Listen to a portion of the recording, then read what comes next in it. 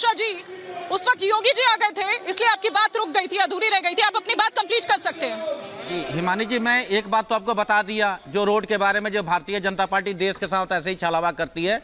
दूसरी बात मैं कहना चाहता हूं कि संसद के अंदर जब प्रधानमंत्री जी कहते हैं मनरेगा मनरेगा आपके विफलताओं का जीता जागता स्मारक है, मैं इसका गाजे बाजे के साथ ढोल पिटता रहूंगा। अभी हमारे त्रिपाठी जी कह रहे थे 25 करोड़ लोगों को गरीबी रेखा से निकाला, तो 25 करोड़ को गरीबी रेखा से निकाला और 81 करोड़ को राशन दिया।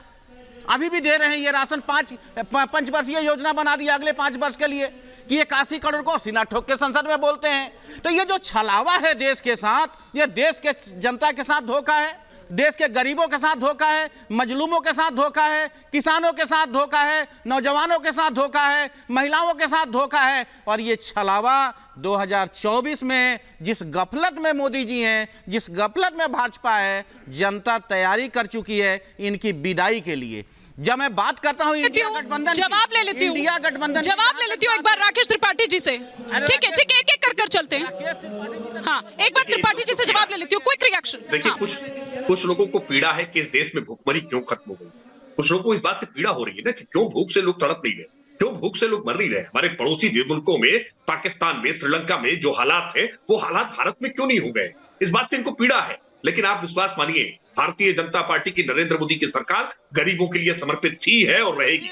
हम राशन दे रहे थे और देते रहेंगे। राशन हमारे लिए मूलभूत सुविधा है, आवश्यकता है। किसी का पेट खाली नहीं रहे, किसी के किचन में सामान कम न होने पाए, इसकी पूरी चिंता हम करेंगे। और हम पक्के मकान भी बनाएंगे, हम घर में नल से जल भी पहुंचाएंगे, आयुष्मान का कार्ड भी देंगे, हम जीवन स्तर को बेहतर करने का काम करेंगे। और इन सब कारणों से आज इकोनॉमी का पहिया घुमा है और तब भारत आज 5वें नंबर की अर्थव्यवस्था बना है। लेकिन पीड़ा है, मैं जानता हूँ कुछ लोगों को पीड़ा है क्योंकि डकारने का अवसर नहीं मिल रहा है, बांग्लादेश में राशन भिजवाने का अवसर नहीं मिल रहा है। ये जो बांग्लादेश भिजवा दिया करते थे, खाद्यान्न घोटाला कराया करते थे, कैसे भारत का अनाज विदेशों तक चला जाता था ब्लैक मार्केट के माध्यम से, और भारत के लोग भुखमरी का शिकार होते थे। हमने उस तंत्र को आज पूरी तरह से तोड़ देने का काम किया है और एक नया तंत्र विकसित किया है जिसमें सबका साथ सबका विकास। इससे पीड़ा इनको हो रही है। हिमानी जी, ये झूठ है। अभी थोड़ी देर पहले वो मैनिफेस्टो का जिक्र कर रहे थे। एक सेकंड एक कर प्लीज। डॉक्टर अजीज खान भी वो मुस्लिम लीग पर कुछ कह रहे थे क्योंकि उससे तुलना की है। लेकिन इस मैनिफेस्टो में और भी कई सारी बातें हैं। उसमें ये भी है कि भ्रष्टाचार को लेकर जिस तरह से आप विपक्ष को घेर रहे हैं, वो कह रहे हैं कि जब हमारी सरकार आएगी इस बार, मतलब वो ये मानकर चल रहे हैं कि भैया उनकी सरकार आने वाली है, तो वो ये कह रहे हैं नोटबंदी से लेकर रफाल तक की जांच कराएंगे। Are you doctor Khan? हर मुद्दे पर जांच कर चुके हैं। राफेल को लेकर के Swiss apex court supreme court तक जा चुके हैं और राफेल के मसले पर राहुल फेल हो चुके हैं। उसके बाद भी अभी ये सवाल बचा हुआ है क्या? राफेल पर चुनाव लड़कर देख चुके, मुक्की खा चुके, देश की सुप्रीम कोर्ट के सामने फैसला हो चुका, देश की जनता की अदालत में फैसला हो चुका, लेकिन कांग्रेस पार्टी अब भी इस घिसे पिटे नारों से बाहर निकलने को तैयार नहीं है। कभी वो राफेल का मसला लेकर आ जाएगी, कभी अडानी चिल्लाने लगेगी। पूरे विश्वास के साथ कह रहा हूं, अडानी चिल्लाते इस बार नानी के घर जाएंगे राहुल गांधी को न मुद्दों की समझ है, न भाषा की समझ है, न जनता की भावनाओं को समझ पा रहे हैं और इसी कारण हर बार मुक्की खा रहे हैं। मैं फिर इस बात को दोहरा रहा हूं, लोकतंत्र में विपक्ष का मजबूत होना आवश्यक है, लेकिन विपक्ष मुद्दों को समझे। मुद्दों पर आप समर्थन करिए, मुद्दों पर विरोध करिए, लेकिन आपको मुद्दों का समर्थन या मुद्दों का विरोध नहीं, आपको केवल मोदी का विरोध करना है। मुद्दों से कोई सरोकार नहीं है। कैसे मोदी को बाहर किया जाए, कैसे उन तिजोरियों पे जो आज आपने जमा नहीं है, सिर्फ मोदी का विरोध करना है। डॉक्टर खान की इसके पहले मैं अपने सहयोगी का रुख करूं, एक बार इस पर क्विक रिएक्शन दे दीजिए, फिर मैं नागर जी का रुख करूंगी। हिमानी जी, मेरा एक लाइन ले लीजिए। हिमानी जी, एक लाइन। हिमानी जी, मैं कहना चाहता हूं कि जिस गाजियाबाद में आप खड़ा होकर के जिस प्रलय की बात आपने किया था, ये प्रलय लेकर आएंगे यदि तीसरी बार मोदी जी आएंगे तो। महंगाई का, बेरोजगारी का, यहाँ के लोगों ने कही थी, यहाँ के लोगों ने। सुनिए ना सर, मैं कौन होती हूँ?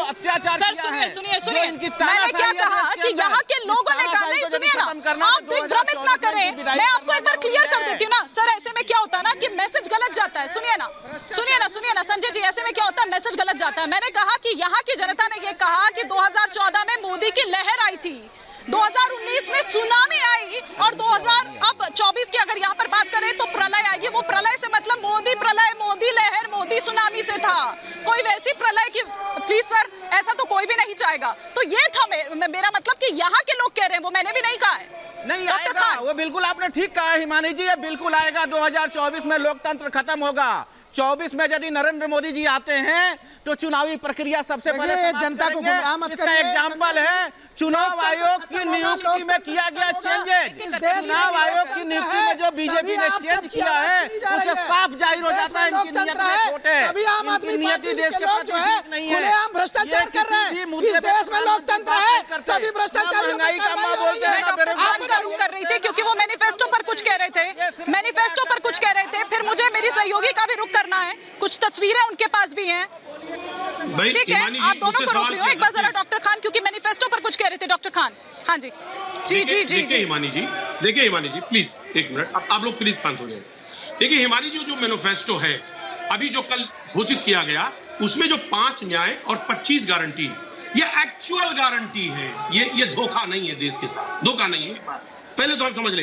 अभी मोदी जी कह रहे थे साहब बहुत कुछ किया है, बहुत कुछ करना है, बिल्कुल ठीक कह रहे हैं आप। अब संविधान बदलना रह गया है, वो भी बदल दीजिए, बात खत्म हो जाए। वोटिंग राइट खत्म कर दीजिए, इस देश को बिल्कुल पूरी तरह से लाके चौराहे पर खड़ा कर दीजिए। ये है हकीकत, ये है कि आपकी गारंटी सिर्फ छलावा रही है, सिर्फ धोखा रहा है। और जो गारंटी कल इंडिया ने गारंटी दिया है वही इंडिया को पसंद है, और इसीलिए मैं कह रहा हूं जून 4 को इंडिया जीतेगा और इसकी सरकार बनेगी, क्योंकि जो हमने गारंटी दी है, इंडिया ने गारंटी दी है, वही गारंटी इंडिया का मिशन है।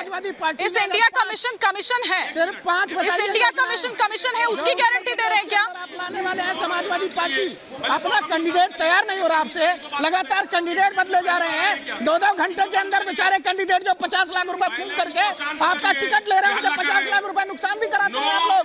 वो उस कैंडिडेट को जो है चुनाव में नहीं दे रहे। हमारे बीच में मत बोलिए आप, हमारे बीच में नहीं, आपको तमीज नहीं बात कर रहे। दुबे जी एक बार उनकी बात कंप्लीट होने दीजिए। दुबे जी डिबेट दुबे जी सीखिए करना पहले। एक बार सुनिए मेरी बात, कम से कम मुद्दे पर बात करिए। सीखो शांत। दुबे जी प्लीज, दुबे जी इस तरह से नहीं। दुबे जी आपकी बारी जब आएगी, आपका मौका आएगा तब बोलिएगा ना, एक बार उनको कंप्लीट करने दीजिए। भाई हिमानी देखिए, हिमानी जी एक देखिए, नहीं प्लीज देखिए हिमानी जी, एक बात स्पष्ट हो गया है, एक बात स्पष्ट है।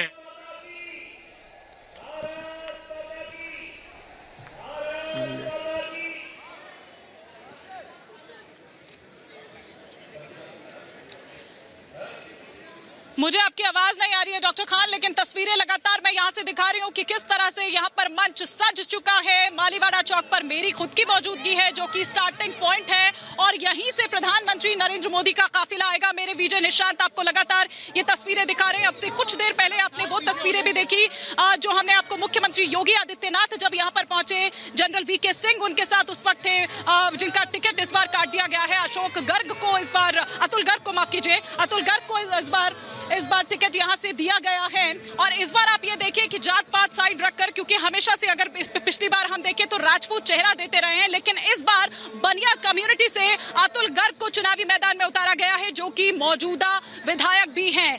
यहीं इसी मालीवाड़ा चौक से जो तस्वीरें आप इस वक्त देख रहे हैं, हलचल लगातार तेज होती जा रही है, क्योंकि 6 बजे का वो वक्त है जब रोड शो की यहां से शुरुआत हो जाएगी। और यही पूरा अंबेडकर रोड जो इसका स्टार्टिंग पॉइंट मालीवाड़ा चौक है, और एंड जो है वो चौधरी मोड़, जहां पर मेरी सहयोगी श्वेता त्रिपाठी आपको तस्वीरें वहां से पहुंचा रही है। यहां से पल पल की तस्वीरें लगातार हम आप तक पहुंचाते रहेंगे। आप बने रहिए रिपब्लिक भारत के साथ, और आप सभी मेहमानों का जिनको कम समय मिला उनसे माफी, लेकिन बहुत शुक्रिया हमारे साथ जुड़ने के लिए। आज के सफर में यहां से फिलहाल इतना ही।